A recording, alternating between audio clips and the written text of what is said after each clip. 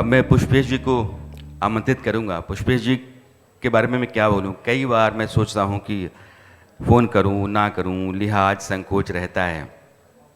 एक बार मैंने कहा कि पुष्पेश जी ऐसा ऐसा है, आयोजन है, और एक बारगी में उन्होंने कहा कि आप चिंता ना करें, हम आ जाएंगे, आप समय मुझे बता दीजिएगा और विषय मुझे बता दीजिएगा।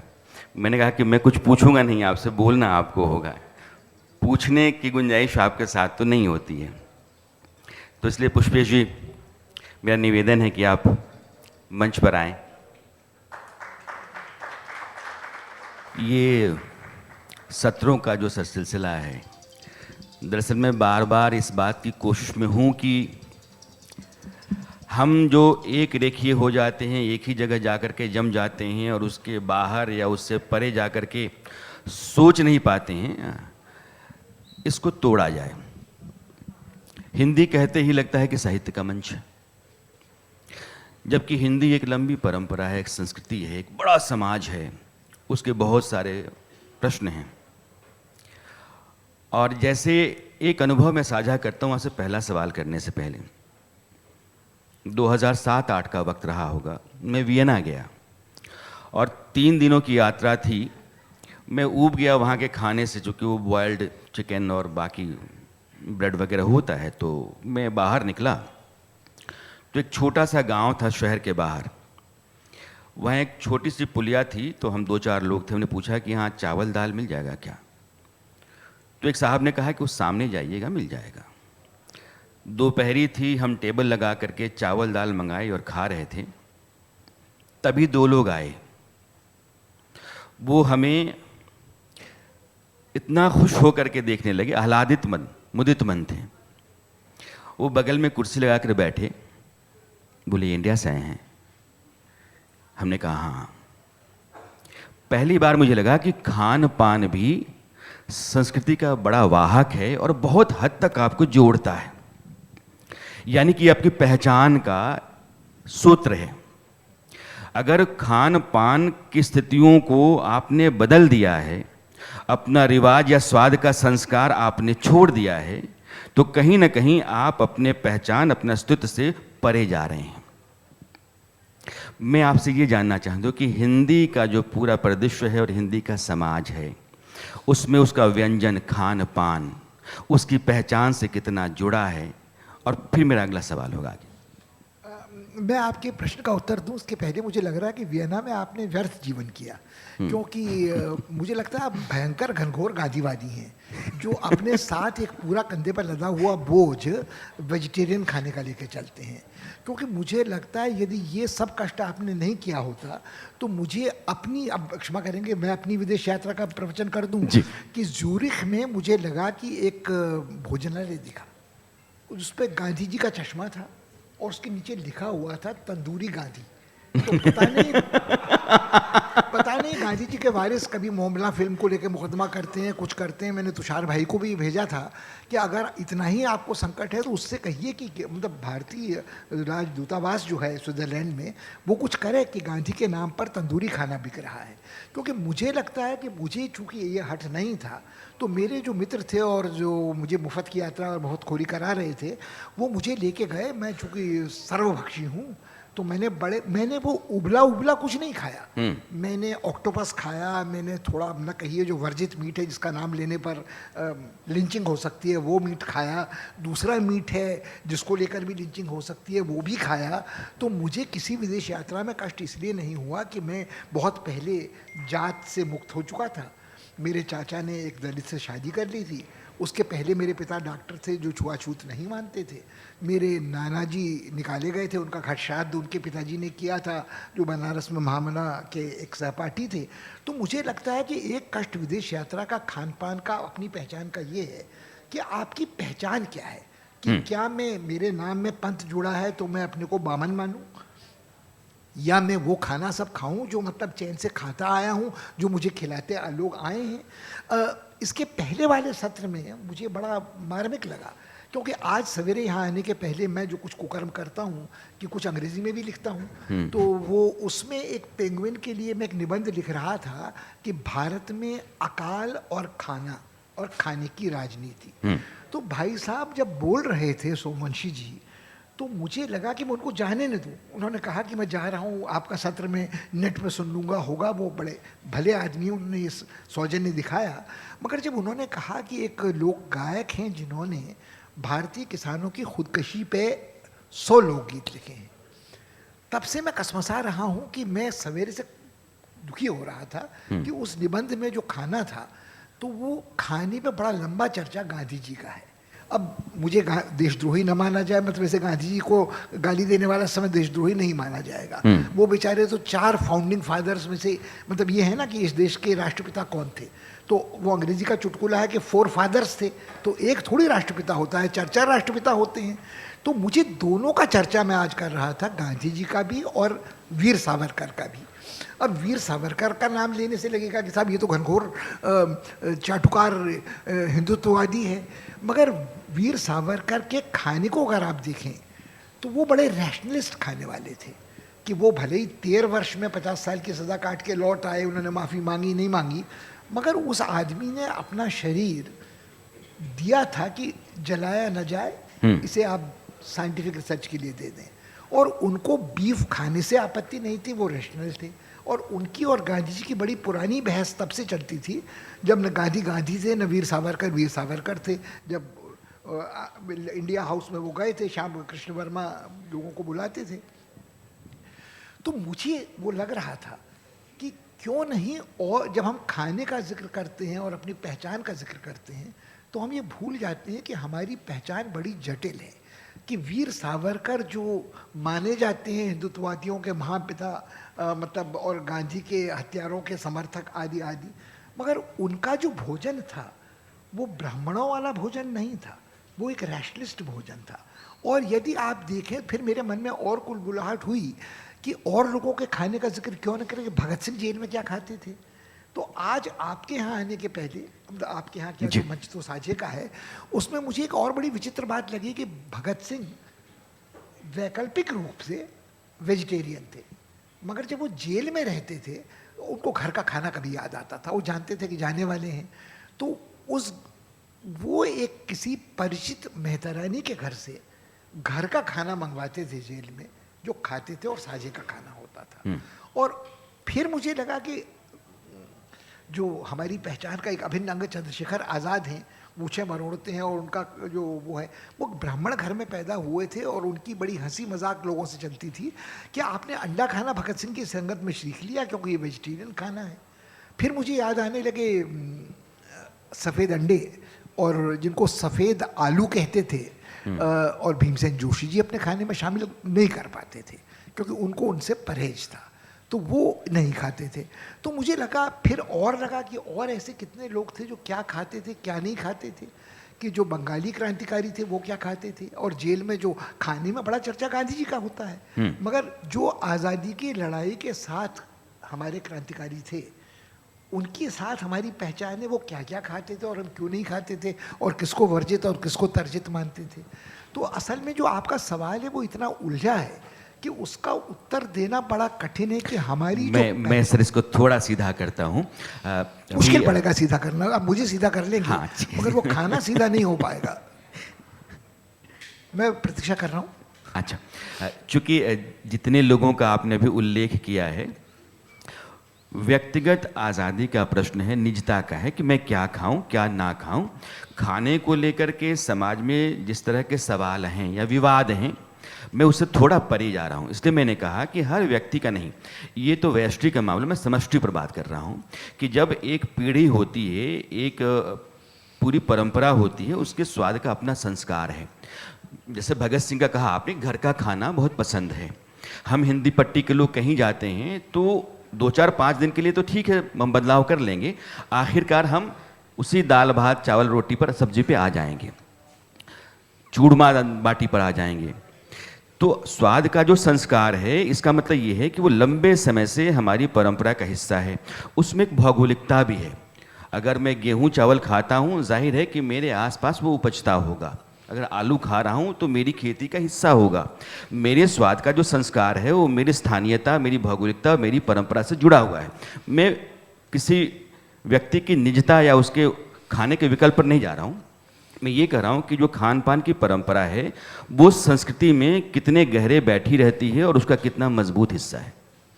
नहीं, इसमें तो सारा सब बुनियादी सवाल ये है कि आपने कहा कि आलू दाल भात, मगर आलू तो कोलंबियन एक्सचेंज के साथ ठीक है, आया, पेरू, हाँ हाँ पेरू से आया। ठीक है। तो अगर वो हमारी पहचान का हिस्सा है तो चावल तो हमारा अपना है, मगर चावल को मैं चावल के रूप में ही खाऊं या दूसरी जगह चावल न खाऊं, ये हट में क्यों पालूं? कि यदि मुझे चावल मिल रहा है, और आप बिल्कुल, आपकी निजता का प्रश्न है, आप उसे शाकाहारी चावल ही खाना चाहते हैं, मगर आप उस चावल को जब मिल रहा है तो चैन से उस रूप में क्यों नहीं खा रहे? मैं आपको दूसरा उदाहरण दूं कि रास बिहारी बोस क्रांतिकारी थे, देशभक्त थे, कोई इसमें दो राय नहीं हो सकती। जब वो विदेश गए उस कॉन्स्पिरेसी केस के बाद, हार्डिंज बम के पास जो उन्होंने भेजा था, तो उन्होंने वहाँ प्रेम किया और एक जापानी महिला से शादी कर ली। उस परिवार का, उस जापानी महिला के परिवार की एक बेकरी चलती थी, और वहाँ एक करी राइसू नाम की डिश बिकती थी, वो सामिश थी। मगर उनको जब वो वहाँ रहे और भारत नहीं लौट सकते थे, तो उनको बहुत याद आती थी करी राइसू की। तो अब करी राइसू का मतलब ये नहीं कि आप सामिश करी खाएं, आप कुछ निरामिष करी भी खा सकते थे। तो जब उनकी पत्नी का देहांत हो गया और दामाद के रूप में उन्होंने उस बेकरी को संभाला, जो थी, जिसका नाम मैं उच्चारण नहीं कर पाऊंगा, तो उन्होंने करी राइसू को गरम मसाले के साथ बेचना शुरू किया, जिसमें उस सुवास की महक थी, वो स्वाद था जो उनको अपनी नॉस्टैल्जिया करी की याद दिलाता था। तो मुझे ये लगा कि उनके रास बिहारी बोस जी के कलकत्ता जाने के पहले करी जापान पहुंच चुकी थी, वो वहाँ खाई जाती थी, मगर उन्होंने उसको उस पहचान का पुट दिया जिससे उन्हें अपने स्वदेश की याद आती थी। अब मुझे लगता है कि आलू कोलंबियन एक्सचेंज में आया और हमारा अपना हो गया, समोसा सेंट्रल एशिया से आया और हमारा अपना हो गया, तो हम फिर ये हट क्यों पालें कि जिस रूप में हमें आलू मिल रहा है वो हम खाएं? हम चावल को नूडल्स के रूप में क्यों ना खा लें? मुझे वो एक उपशीर्षक सूचता, अगर वो किताब अंग्रेजी में नहीं हिंदी में होती, कि देशी मुर्गी बिलायती बोल।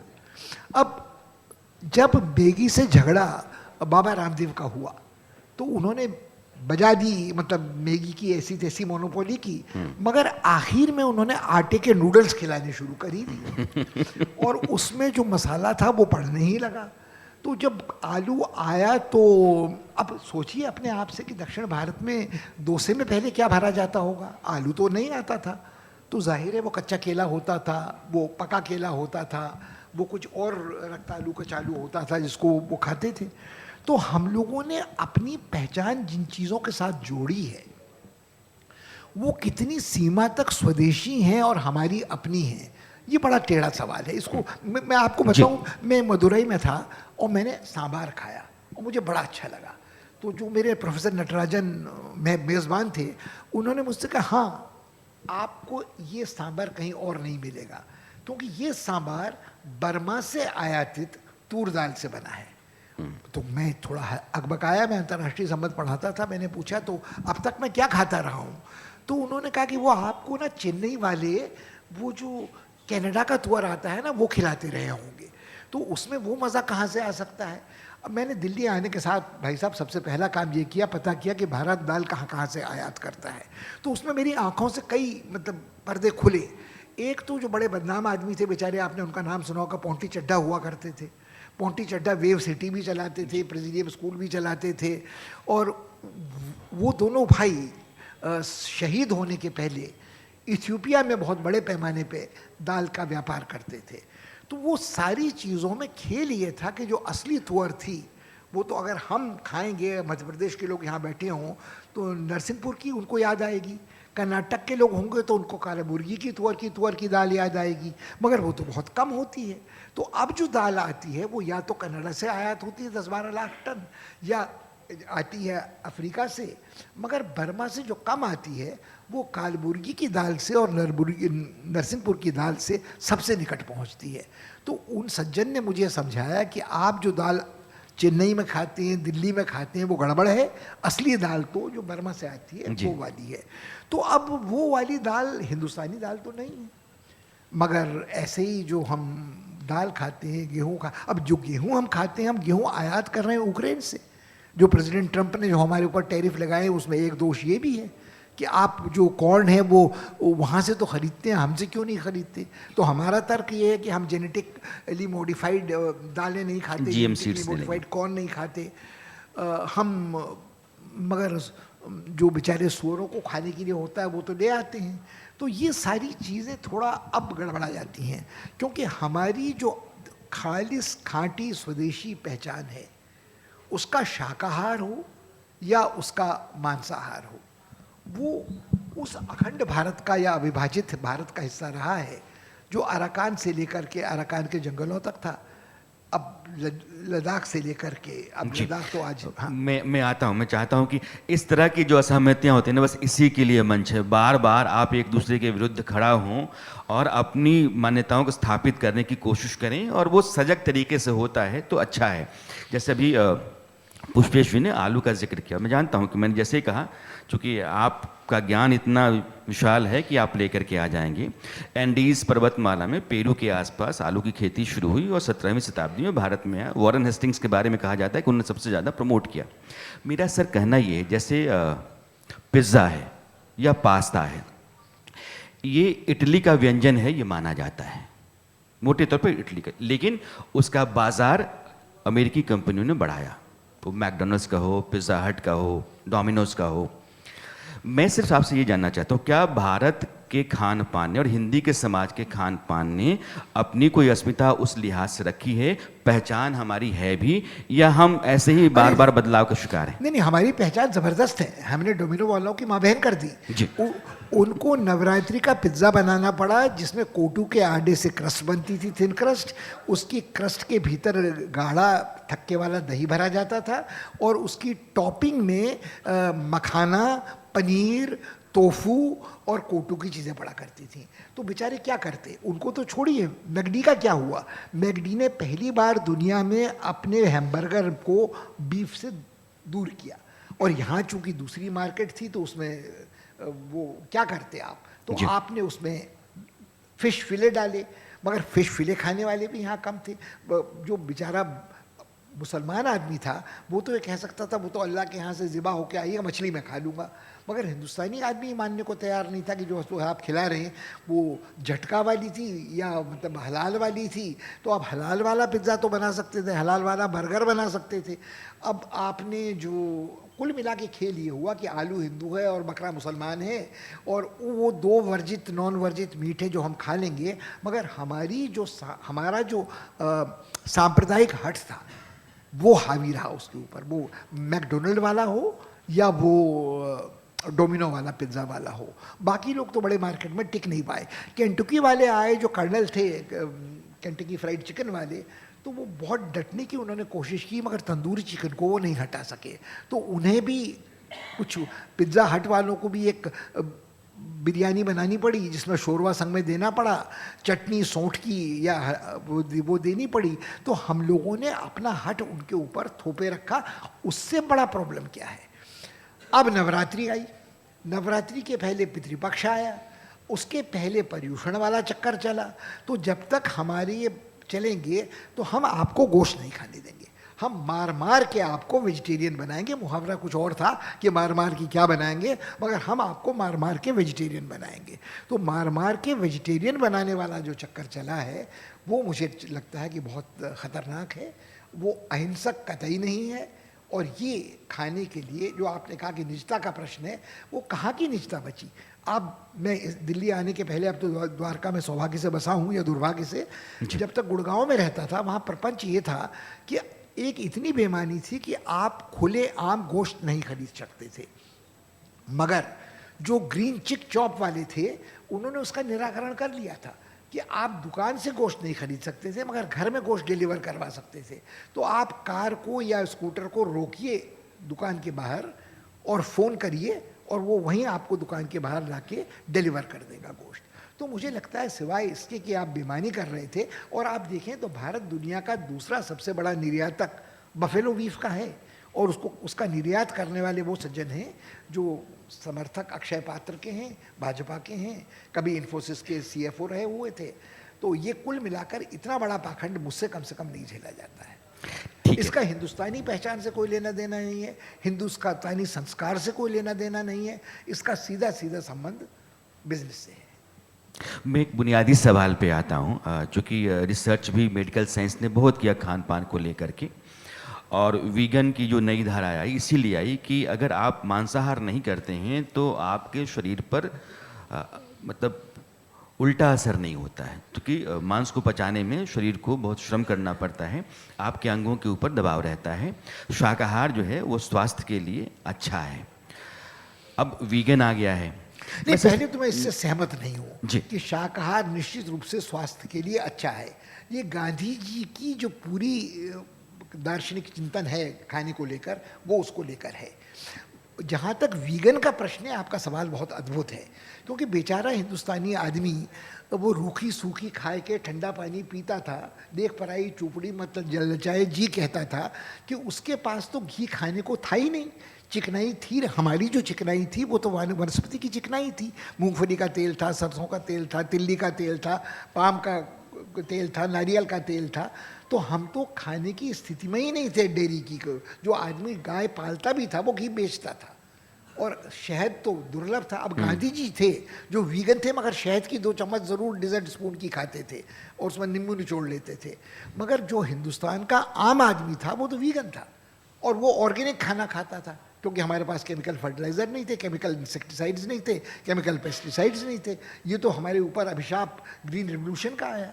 मगर ग्रीन रिवोल्यूशन के पहले हम घनघोर वीगन और घनघोर ऑर्गेनिक थे। तो हमारे लिए ये फैशन नहीं था, हमारी तो मजबूरी थी। हम तो रूखी सूखी खाते थे, पराई चूपड़ी देख के जी लल जाते नहीं थे।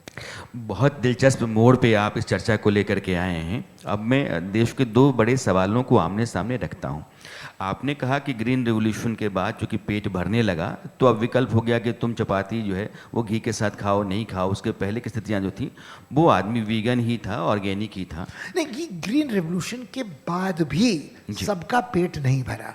मुझे ठीक है, लगता मैं वहीं है आ जो ग्रीन रिवॉल्यूशन के जनक स्वामीनाथन थे, उनकी सबसे बड़ी महानता ये थी कि उन्होंने अपने देहांत के पहले ये स्वीकार किया कि मेरे जीवन की एक बड़ी गलती ग्रीन रिवॉल्यूशन थी, जिसमें मैं नॉर्मन बोरलॉग के चक्कर में फंसा था।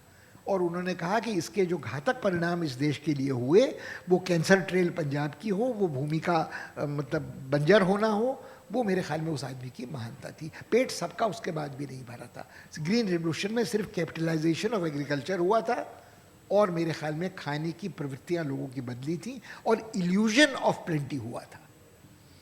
एक सवाल मेरा है पुष्पेश जी, ग्रीन रिवॉल्यूशन से पहले मैं शास्त्री जी का दौर कह रहा हूँ कि हम अमेरिका से मोटा गेहूँ मंगाते थे, लाल रंग वाला, और 65 के वॉर में अमेरिकी प्रेसिडेंट ने ये कहा था कि अगर आपने पाकिस्तान से अपनी फ़ौज वापस नहीं बुलाई तो जो सुअरों को हम गेहूँ आपके यहाँ भेजते हैं खाने के लिए रोक देंगे।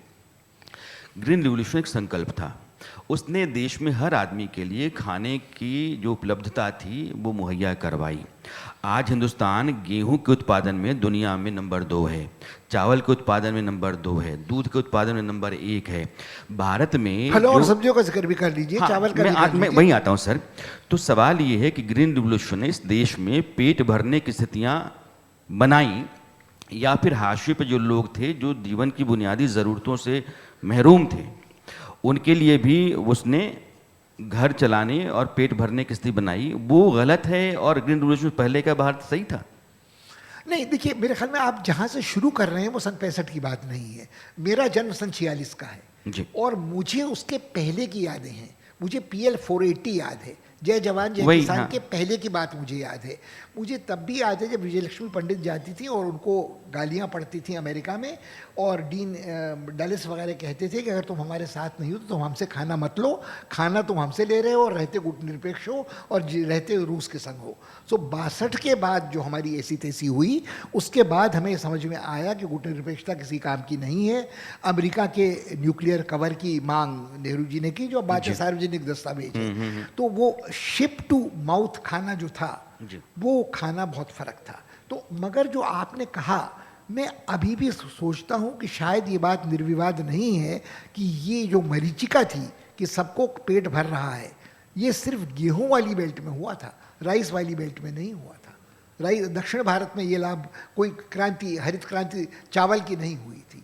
और यह हरित क्रांति जब चावल की हुई तो बासमती की का देहांत हो गया, कि फिर बासमती की एक हाइब्रिड वैरायटी आ गई, फिर उसमें लेके फिर टेक्समती को लेकर के और पेटेंट को लेके लड़ाई हुई।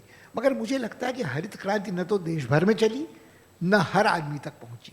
तो ये मेरे ख्याल में बात स्वयं डॉक्टर स्वामीनाथन ने स्वीकार की।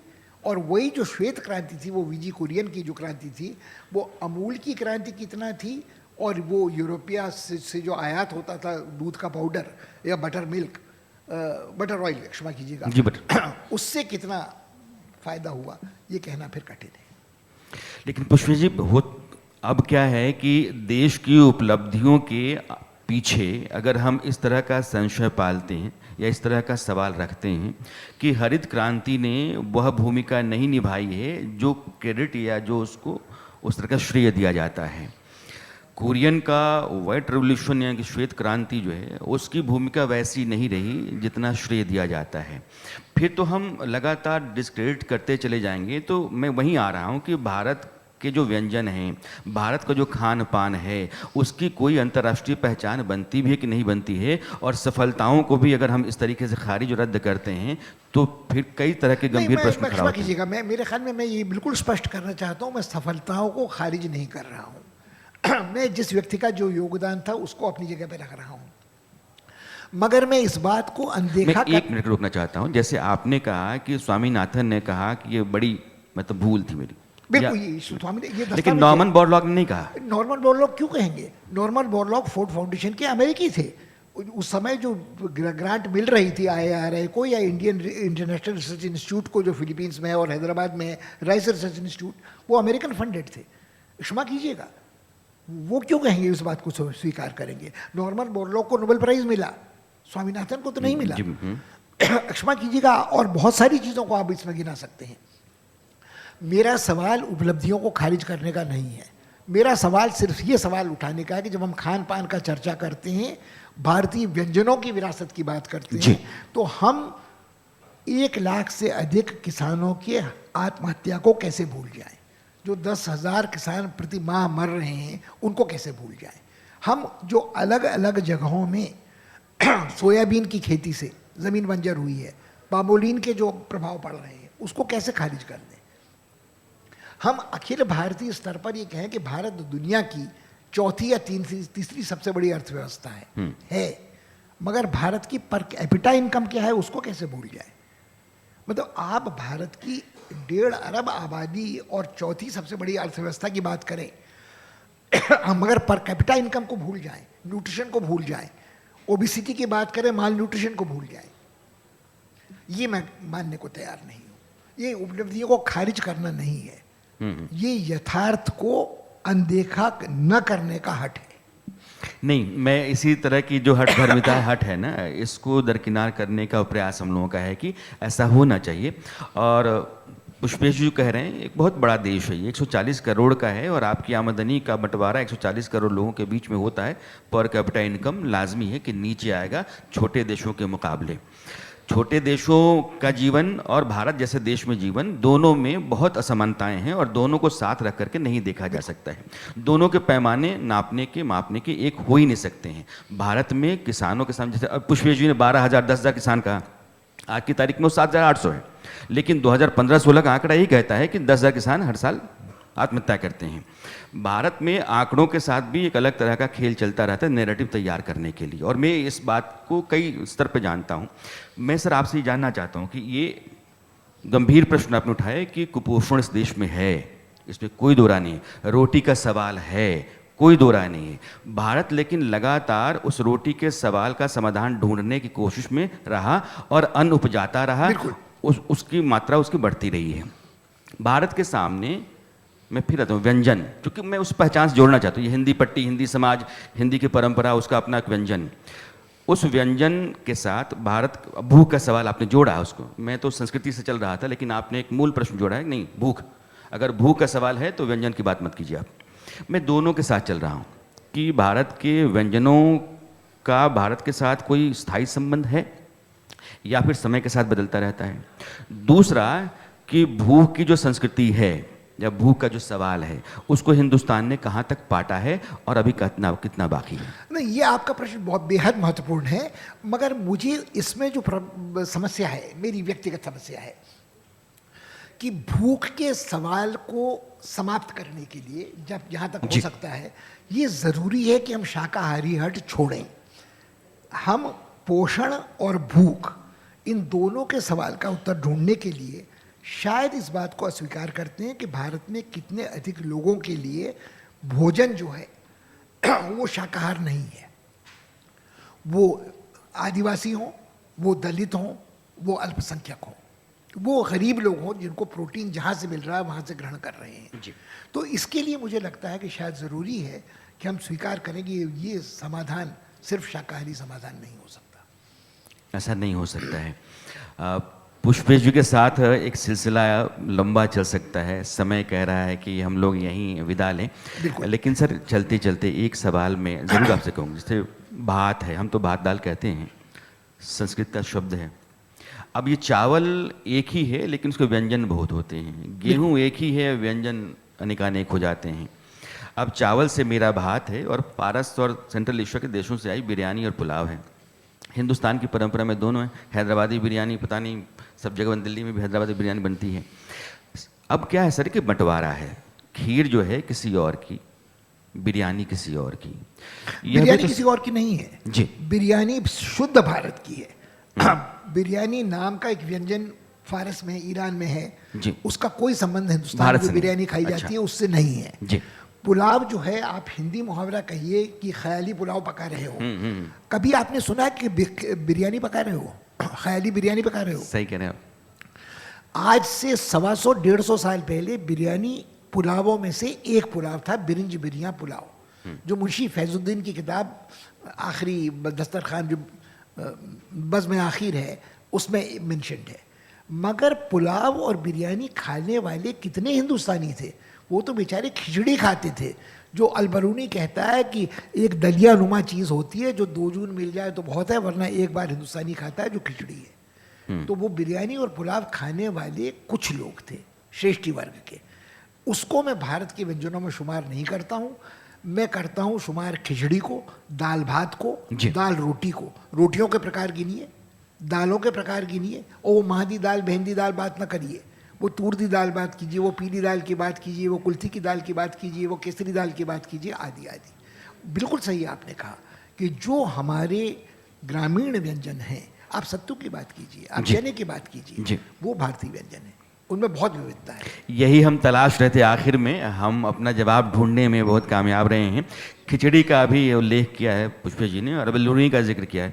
अलबत्ता मैं तो ये भी कहूँगा कि आईने अकबरी में भी खिचड़ी है, अब इब्न बतूता ने भी खिचड़ी का जिक्र किया है। जहाँ सलीम जब जीत के गुजरात आए, हाँ, तो इब्न बतूता से लेकर के और आईने अकबरी तक खिचड़ी है। तो खिचड़ी जो है वो हमारा पारंपरिक भोजन है, सत्तू हमारा पारंपरिक भोजन है। लेकिन सर मैं चाहता था कि अब ये जो बाजारी, एक सवाल मेरा असर रह जाता है, ये क्या है कि अमेरिका जो है वो कोक और पेप्सी बेच लेता है, वो पिज़्ज़ा बर्गर इटली का उठा करके बेच लेता है, सैंडविच उसी का है जो हम खा लेते हैं, हम आलू कहीं का भी हो। हम अपने ड्रिंक्स को दुनिया में, भारत अपने खान पान को दुनिया में स्थापित नहीं कर पाए। हम सत्तू नहीं बेच पाते, हम शिकंजी नहीं बेच पाते, हम छाछ नहीं बेच पाते हैं। जब हमारी पहचान के ये मूल हैं तो इनका विस्तार क्यों नहीं हो पाया? क्योंकि हमारा आधिपत्य नहीं रहा। हमारा आधिपत्य न सांस्कृतिक रहा न राजनीतिक रहा।